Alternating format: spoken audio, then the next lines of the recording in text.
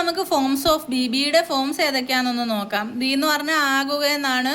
ബിയുടെ ഫോമിലുള്ളതാണ് ആം, ഈസ്, ആറ്. ആം ആകുന്നു, ഈസ് എന്ന് പറഞ്ഞാലും ആകുന്നു, ആറെന്ന് പറഞ്ഞാലും ആകുന്നു.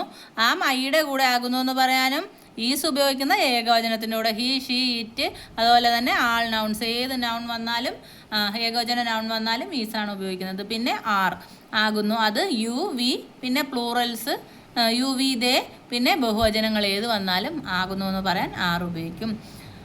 അടുത്തത് വാസും വേറും. ഇതിൻ്റെ രണ്ടിൻ്റെ അർത്ഥമായിരുന്നു എന്നാണ്. വാസ് ഏകവചനത്തിൻ്റെ കൂടെയും പിന്നെ വേറ് ബഹുവചനത്തിൻ്റെ കൂടെയും. I, he, she, it and all other nouns, മറ്റെല്ലാ നാമങ്ങളുടെ കൂടെയും ഏകവചന നാമങ്ങളുടെ കൂടെയും വാസ് ഉപയോഗിക്കും.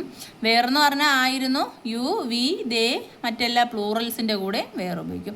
ബീയിങ് എന്ന് പറഞ്ഞാൽ ആയിക്കൊണ്ടിരിക്കുന്നു, ബീൻ ആയിരുന്നു.